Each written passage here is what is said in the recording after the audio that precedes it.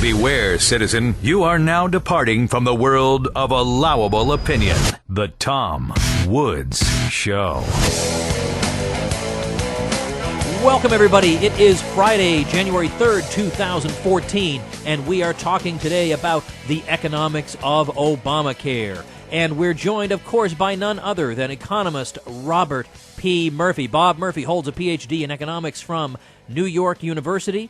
He's the author of numerous books of importance. His book, Lessons for the Young Economist, is a textbook on economics for probably like older junior high, younger high school students. He's also the author of The Politically Incorrect Guide to Capitalism, The Politically Incorrect Guide to the Great Depression and the New Deal, as well as very useful study guides to some of the major Austrian economic treatises like Mises' Human Action, Mises' Theory of Money and Credit, and Rothbard's Man, Economy, and State. He blogs at consultingbyrpm.com, which I strongly urge you to follow. And so I'm very pleased, as always, to welcome Bob Murphy. Welcome back, Bob. Thanks for having me, Tom. All right, Bob, we have had request after request for somebody to walk us through the problems with Obamacare. Now, this is a program we could have done a year ago, I suppose, and it's a topic that really is all over the news. It's all over the conservative, liberal, and libertarian websites. But I think people just want sort of the basic overview. Just give me the quick 20 to 25-minute explanation of what the real problems with this thing are. I think people know about this problem or that problem or the website doesn't work or whatever, but we want to get into the fundamentals of why really will this thing not work. And by work, I mean satisfy the stated goals of its proponents. So let's jump right in. First of all, it seems to me that if you're going to understand this, you have to start talking about how Obamacare makes it difficult for an insurance company to manage risk. And it's not that we're trying to make heroes out of the insurance companies, but insurance does perform a function, a service in a free economy, and it seems that there are major ways in which Obamacare impairs its ability to do this. So why don't you walk us through that aspect of it to start with? Well, sure. So I think the main things to realize is that, first of all, it makes it illegal for a health insurance company to turn somebody away. So an applicant comes up and has to be given a policy, but that's not enough. And it's really everything about Obamacare really underscores Mises' point about you can't have a limited intervention, that once you start changing what the market outcome would be, then things just start unraveling, and they got to keep doing this and that and the other thing to fix all the unintended consequences. Because if they just said, oh, you got to give a policy to everyone, they would say, okay, sure. A guy with cancer comes up and we'll charge him $1 million premium and we'll give him, $1,000 worth of coverage. There you go. So that clearly wouldn't satisfy what they wanted. So they also insist on minimum standards. So now all of the health insurance policies that are going to be offered have to have certain levels of coverage. They have to be able to cover certain things. They can't just cover catastrophic accidents, things like that. So they had to insist on all the types of coverages in the policies. And then the most critical thing, as far as why is this going to be devastating to the health insurance industry, or potentially so, is that they have to do what's called community rating for the premiums. And that means specifically it can only adjust the premium based on the geography and the age of the applicant. So in particular, they can't charge men and women different. And what's really the kicker, of course, is they can't charge you a different premium based on a pre-existing condition or your health history. Now, explain, what is the significance of that, of not being able to take pre-existing conditions into account? Now, this is, by the way, a part of Obamacare that even the Republicans, many of them, who say they want to get rid of it, say, well, we want to keep the good things, like the provision regarding pre-existing conditions. But yet, what is the difference between saying that insurance has to cover pre-existing conditions and saying you should be able to take out homeowners insurance on a house that's on fire? Like, a lot of people say that, and they get criticized for saying that. Well, you're just being facetious, you're not taking this seriously. But what is the difference? Well, at a certain level, there is no difference. You're right, that if somebody comes up who the insurance companies know is going to be costing them thousands of dollars worth of medical expenses over the next few years, they can't adjust for that when they're setting the premium. They have to charge that person the same as if a completely healthy person of the same age and the same geographical region applied. There is a little bit of a tweak, though, and that's where your listeners may know that there's these things, these open enrollment periods, and so you can only sign up for Obamacare during certain periods of time, and then you'll lose the ability to do that for that calendar year. And the ostensible function of that, I believe, is to try to avoid people gaming the system and waiting till they get sick and then signing up. But you're right, as far as the principle of the actuarial concept behind it, yeah, it's as if somebody who gets in accidents all the time and somebody who has a perfect driving record apply, and that the car insurance company has to give them the same price. Well, Bob, how would you answer a criticism of somebody who might say, look, you libertarians have a lot of criticisms, but the fact is there are a lot of people who have pre-existing conditions who are in really impossible situations, health-wise and financially, and no, this is not a perfect solution, but in the previous system before we had Obamacare, everybody knows prices were completely out of whack, and people could get absolutely wiped out financially by just one really severe health problem. And, yeah, you can criticize Obama all day long, but the fact is at least these people will be able to get some coverage, whereas in your libertarian utopia, they would just be left out to pasture. They'd be left out to die. Like, what do you say to that? Well, it's actually, I do regret that we're having to call it Obamacare, because that makes it look like, oh, this is something about that particular guy, and it's the Democratic Party, when, as you and your listeners, of course, know, that's silly. This is the same sort of thing Republicans would do. In fact, Mitt Romney himself is no opponent of government getting involved in health insurance. But I think here, as with just about anything else, when these issues come up, of course, yeah, there's something wrong with the world. It would be better if nobody ever got sick, and given that people are sick, some people have more money than others, and it makes us feel bad, and we want to do something about it. And the question is, what's the appropriate way to try to help people who are less fortunate or find themselves in these awful circumstances? And we can show scientifically using economics that what they're doing is going to exacerbate the problem, that having the government get more involved in health insurance is not going to make it cheaper for people. It's not going to reduce the cost of medical, unless it does that by rationing it from the government's perspective. So in terms of in a better system, what would happen? Well, there'd be philanthropic organizations. It would be a lot cheaper to get medical service. I mean, the AMA, the American Medical Association, I think, has a huge role to play in driving up the cost of medical care, where only licensed people can be doctors and so forth. So when if we want to take a broader look and explain why is it that the delivery of medical care has such problems, to me the answer is clearly not, because there's not enough government involved. Well, it's definitely true that there's a supply issue, and that's exacerbated by Obamacare because fewer people are going to want to be doctors when they have even more and more layers of government hoops and bureaucracy to jump through.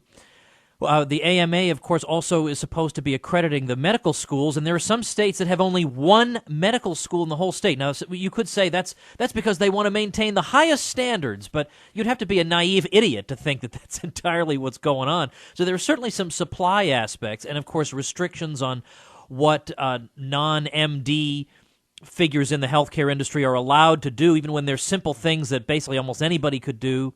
But there's also a demand issue as well that is encouraged by the growth of the third-party payer, where nobody feels like they feel the real costs of care. So demand gets driven up because everybody feels like, well, I'm sure I'll go down to the doctor because I feel tired. Well, you're 78. No wonder you feel tired. There's an artificial stimulus to demand that drives up prices as well. So, I mean, when you look at all this and you try to say to people there may be an alternative to Obama, and they say, yeah, the alternative is what we had before, your beloved free market system. Is that a free market system? How do you answer that? Oh, right. It's clearly not, and it's the last point it's worth elaborating on, that everyone just kind of knows this just from experience, especially if you have kids, where you go to the doctor and they tell you, oh, yeah, you got to go see the specialist for this, this, and this. And it's not like you're going to go buy a new computer and you're going to do some research and ask your friends and go read it, or you're buying a new car and you want to see the different models and the price. It's just you just take that as gospel. Oh, okay, I got to go to this specialist. And you don't even find out until afterward how much the thing is going to cost. And I even tried to, brace myself when going in for something like that to know how much is this going to cost me, and they'll tell you, and then you'll get bills from other people down the road like, oh, well, yeah, that was just from the doctor's services. This is from the anesthesia, and this is for this, and this, as if they thought when you called up and wanted to get a ballpark figure that you didn't want anesthesia to go along with the package. So, but when you try, so that's annoying, and I can understand why somebody who doesn't share our enthusiasm for the free market is going to say, give me a break, you guys, that's the market in action. But there's all sorts of things. I mean, just to give one example of why we have this disconnect, like you said, that it's the main reason for that particular phenomenon is that people are not directly paying out of pocket, that there's a third party in between, whether it's the insurance company or whether it's Medicare. And a large reason for why people's insurance is provided by their employer. I mean, if you think about it, that's kind of weird. Why is it that people typically get their health care from their employer, whereas they don't get their health insurance, I should have said, they don't get their car insurance from their job? And a big part of that is because of the tax code, that the way those benefits are treated, it's a taxable deduction from the employer's point of view, just that they're paying wages, but it's not taxed in kind on the employee's side, whereas if they just gave you the money and you bought the health insurance yourself, then those would be after-tax dollars. So there's lots of reasons that prop up this current system and that give us these screwy outcomes. And again, just looking at other areas too, I can't think of an area where something wasn't working satisfactorily and we brought in a federal agency and that made it run more efficiently and save money. That's just crazy. Well, what do you think is going to be the result in terms of the average person and what the average person will wind up paying? Now, obviously, some people are going to be subsidized. Like, there'd be no point of the thing if there were absolutely zero beneficiaries. There'll be some beneficiaries. But the typical, working stiff, what's he going to wind up paying? We're reading a lot of stories about horror stories of people's premiums going through the roof, but then you have people on the left who say that's exaggerated, that's only a few cases. What do you think overall is going to be the effect for the average person? Well, there's a few things you had packed into there. So one is, I just want to be clear, even the defenders of the system, when they try to explain how great it's going to be, they always are explaining after all the subsidies and so on that are, the way the government's going to come and help you pay for it. So nobody's denying that the actual price of health insurance is going to go up if you're putting more people into the pool who previously weren't covered because they had pre-existing conditions. I mean, that's got to happen. The other thing too that I don't think we should forget is there are going to be lots of people who are now forced to get health insurance who before were paying zero. So they're going to see an infinite percentage increase. And it's because some of the people who weren't getting it, it's not because they had cancer and nobody would give them a policy. It was because they were young and healthy and just thought this is too expensive for me. I'm just going to hope I don't get sick, or I'm going to go to my parents if I get sick or whatever. And so those people, clearly, it's hard to even, no one even factors that in typically when people are saying what's going to happen to the average person under this. I've seen all kinds of different studies, and with these things, to be honest, I mean, as an economist, I can give you any answer you want. You know what I mean? When you run these things and try to, it's just depending on which factors you put into it. So the Heritage Foundation, for example, has used a model, and they have in various states more than doubling premiums. And, I find that plausible. But other studies where the people like Obamacare are going to find that, oh, no, it's very modest increases.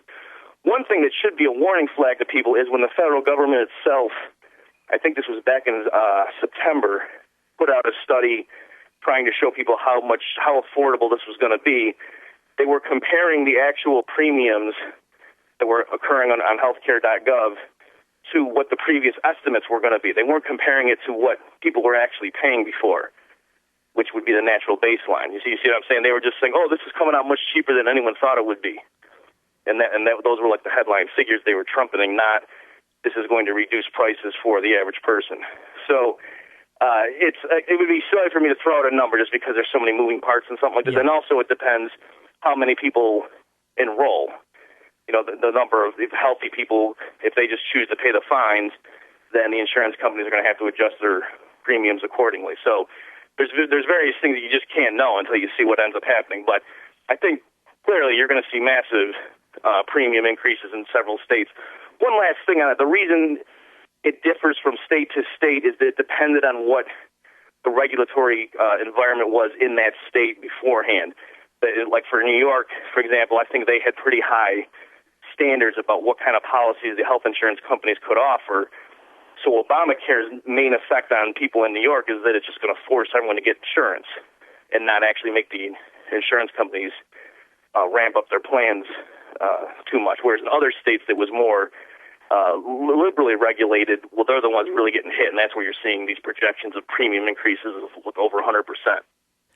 Now, if Obamacare is placing restrictions on the freedom of action of insurance companies to make decisions of coverage and premium terms and amounts and all that, and they can't take certain factors into account, or they can, but not to the extent that they might otherwise, then the question, of course, becomes why did the insurance companies all line up in favor of this? And the only two explanations I can come up with are, number one, they thought that the individual mandate, which would require everybody in the country to purchase their services, would more than compensate them for the fact that, okay, we have negative aspects of Obamacare, but the fact is now everybody's got to buy health insurance. That's got to be a plus. Maybe they thought the one outweighed the other. Or secondly, when the federal government wants to take over a huge chunk of the U.S. economy and they are determined to do it, you don't want to be perceived as being an obstacle to that. You don't want to be on the government's bad side. So of course you're going to toot the horns of the policy and be thrilled with it on paper and in public. Do you think either of these is on the money, or is it both, or is there a third option I've overlooked? I think those are both correct. Just to elaborate a bit on them, and I don't know. I'm not inside the heads of the various people running these companies, but just with my consulting work in general, especially on energy issues, where I've seen firms that would get hurt by a carbon tax, and yet they're spending money publicly promoting it, talking about how that they're a green company, whatever, and so that prima facie that looks odd, but it has to do with the sorts of reasons you're talking about. So, yeah, on the one hand, and a lot of times they'll use phrases like, "Oh, that train's already left the station," meaning we can't stop this thing.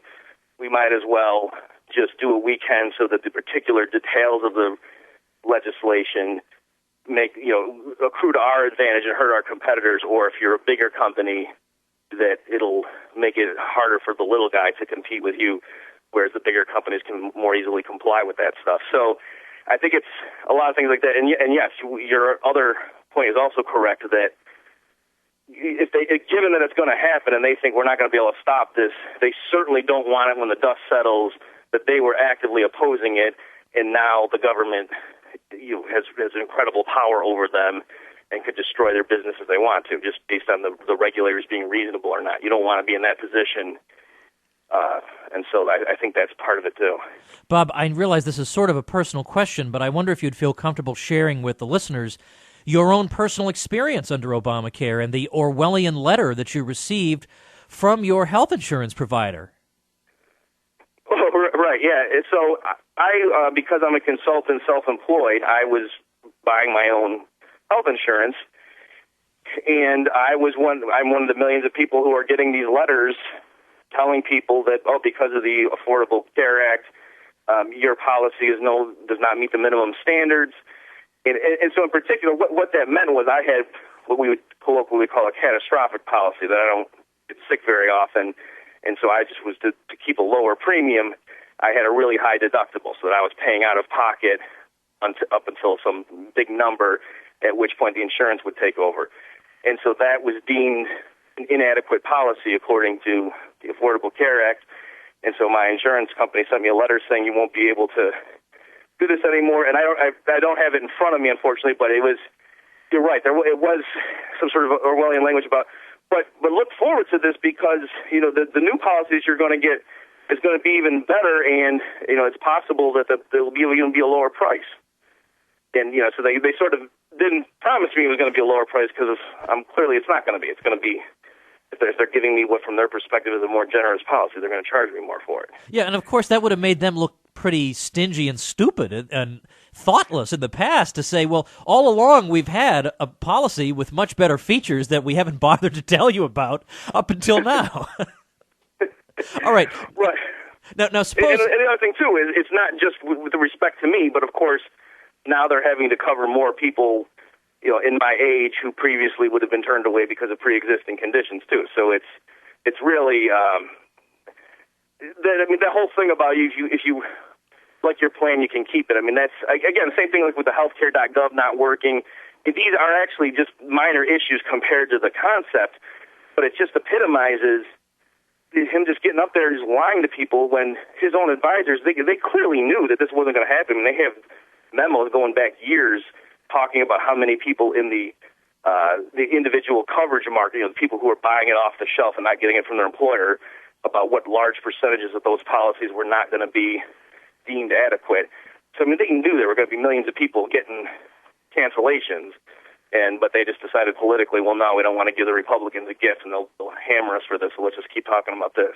So, now, Bob, you've been teaching a course on the economics of Obamacare over at the Mises Academy, so you seem like the perfect person to take this on. Suppose you were standing in front of an audience that really has no strong opinion one way or the other, and you've got maybe 3 minutes to make them concerned about this, to point out, just maybe in bullet point fashion, without elaborating on it, but just in bullet point fashion, here are the things to be concerned about the Affordable Care Act. How would you handle that assignment?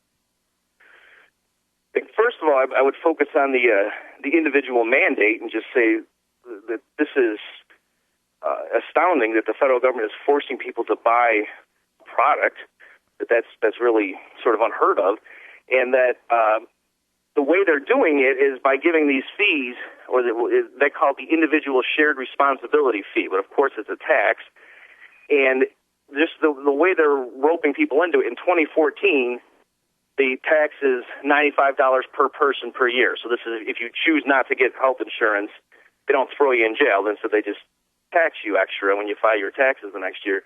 Or it's 1% of your income, whichever is greater. So even that right there is pretty misleading because the $95 doesn't seem like a big number, or it's 1% of your income, which, depending on how much you make, that could be a bunch.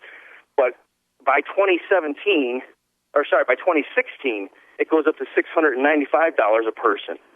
So that right there should tell you how much they think premiums are going to skyrocket. If they're thinking there might be people out there who need to be threatened with basically a $700 fine for not buying health insurance, if that's the size of the stick they need to have there. And then another thing that just really jumped out at me is you may have heard people refer to these Cadillac plans.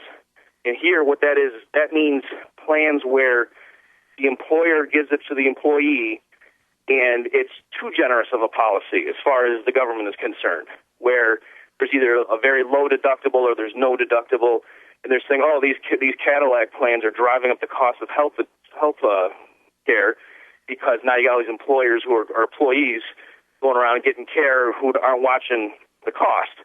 And so the solution to that is they're going to, starting in 2018, impose a 40% excise tax on the cost of those plans in excess of like $10,200.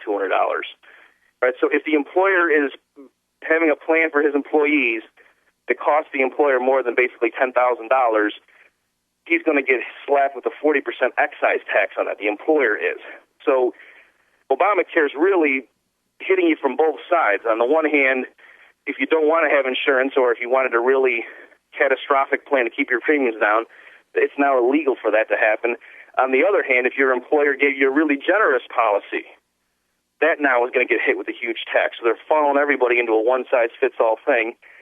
And I think probably just the last thing in terms of trying to get the average person to understand why this is scary is a lot of the projected savings in terms of how is this going to reduce medical expenses is coming because the government is going to now more aggressively bargain with healthcare providers in terms of, well, no, we're not paying for this, we're not paying for that. And so the more people become dependent on having their healthcare paid for by the government, either directly or indirectly, I mean, this is what people are talking about when that phrase death panels. You know, and you can say, well, that's a silly term, okay, but the point is the government now, it has to. This isn't something that is some scary thing that may come to be. No, it has to be. Their own projections are showing that they're going to save money for the taxpayer by bargaining aggressively and not paying for certain kinds of treatment. And so do you want the government to be in charge of what things are covered in your health insurance and what they're going to pay for or not? And I think most people would recognize that that's pretty scary. Well, if you had now just a couple of minutes to give an overview of what should have been done. It's not enough to say, well, they shouldn't have done Obamacare. We know that, but everybody knows there's something screwy about the healthcare market and how the prices are all crazy and they don't correspond to anything real. So what should have been done instead? Well, one obvious thing would be to relax, or ideally to abolish the licensing, and people say, of medical practitioners, so that anybody who wants to become a doctor can do that. You don't need special permission from the government. And people, I know that sounds crazy to people, so I suppose if you wanted to be wimpy about it, you could do an intermediate thing and just say, well, the government can still issue all those things, but it's voluntary. In other words, they will still say that these are the people that we, the government, say are good doctors. But you're allowed to go to somebody else if you want to. And that, I think, would open up a huge amount of competition and would drastically slash prices right there.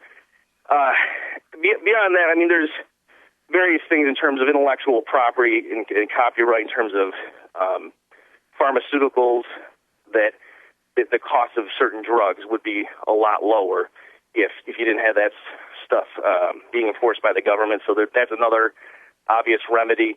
I mean, and as you know, there's a whole branch of medicine that people dismiss as being quacks or whatever, but there's a lot of stuff that it's easier, it's more effective to get treatments that are not part of the establishment approved techniques. And I just think opening that up really is the ultimate solution to this, rather than tinkering with trying to tinker with the health insurance market per se. I just think opening all that up. But there's things too about being able to compete in various states. There's regulations right now limiting health insurance companies' ability to do that. So there's all sorts of impediments to the normal competitive market process, and you wouldn't see crazy things like hospitals being able to charge someone $60 a stitch or whatever that figure was of that recent story that came out. That would not survive if there were a place down in the strip mall that did the same sort of procedure and, just on an outpatient basis with just, you don't need that much training to know how to give somebody stitches and not give them an infection. And the market reputation for that, if you were giving people infections, well, then your place would go out of business. So this idea that medical care is some special thing that really needs the oversight of the government is laughable. And even if it were, then the government is the last agency in the world you want to have responsible for oversight in such an agency. So I think that all these things just, again, show that the market is the way to go, and the government intervention just makes it worse. Well, Bob, I've got somewhere, one of my resource pages on my site is on healthcare and free market healthcare and what it would look like and some proposed changes. And so as soon as I can fish around to find it, at the end of this program, I'll link people to that. And then, of course, encourage people to follow you at consultingbyrpm.com and click on your blog and put it in their RSS feed so they can always get what you're working on and writing about. But, Bob, I appreciate your time today. Thanks a lot for doing this. Thanks for having me, Tom. That's Bob Murphy, everybody. Don't forget, free books this month. It's 10 years this year since my book, The Politically Incorrect Guide to American History, came out. For 12 long weeks, the New York Times had to look at that book on its bestseller list, and they hated every minute of it. I'm giving away free, signed, and personalized copies to people who join my LibertyClassroom.com website this month only. LibertyClassroom.com is where you can learn the history and economics and philosophy you should have learned in high school and college, but which they didn't give you. They gave you the statist version. You can get real history and economics in your car in courses taught by people you can trust at LibertyClassroom.com. So sign up over there and then drop me a note on the contact page with your address saying, hey, you bum, send me my book. Help us keep the lights on here in our little Tom Woods Show office by making your Amazon purchases through our little Amazon widget at TomWoodsRadio.com at no cost to you. All right, see you next week, everybody. Thanks for listening. The Tom Woods Show.